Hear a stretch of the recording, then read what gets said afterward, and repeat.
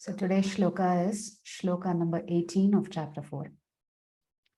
Karmanya karmayah pashyed akarmani cha karmayah sabuddhiman manushyeshu sayuktah kritsna karma krita karmanya karmayah pashyed akarmani cha karmayah sabuddhiman manushyeshu sayuktah kritsna karma krita karmanya karmayah pashyed akarmani cha karmayah sabuddhiman manushyeshu sayuktah kritsna karma krita.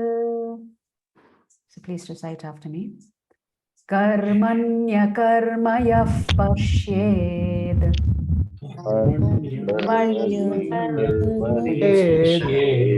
akarmani cha karmayah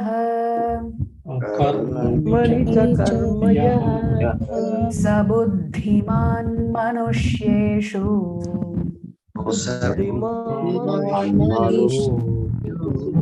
sayuktah kritsna karma krita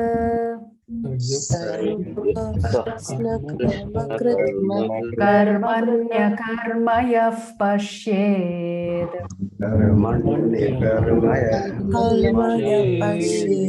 akarmani cha karmayah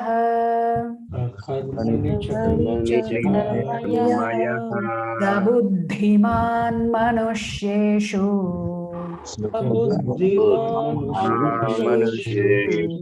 sayuktah kritsna karma krita.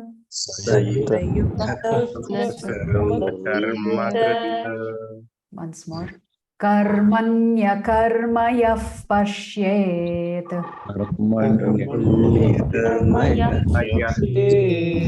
akarmani cha karmayah sabuddhiman manushyeshu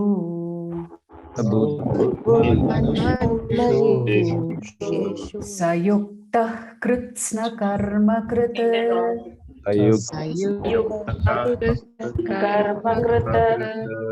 Word for word meaning and translation by His Divine Grace A.C. Bhakti Vedanta Swami Srila Prabhupada. Srila Prabhupada ki jai. Karmani, in action. Akarma, in action. Yaha, one who. Pashyet, observes. Akarmani, in inaction. Cha, also. Karma, fruitive action. Yaha, one who. Saha, he.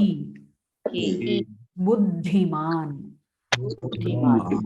is intelligent. Manushyeshu, in human society. Saha, he. Yuktaha, is in the transcendental position. Kritsna karma krit, although engaged in all activities. Translation. One who sees inaction in action, an action in inaction, is intelligent among men. And he is in the transcendental position. Although engaged in all sorts of activities.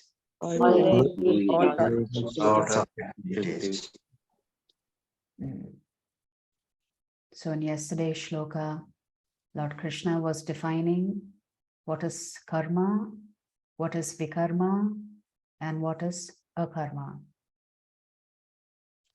So he is specifying even more so today, the intelligent among men understand that there is inaction and action, and action and inaction. If he has understood this much, and he is following the instructions of Bhagavan Shri Krishna, then he is in a transcendental position, although he is engaged in all sorts of activities.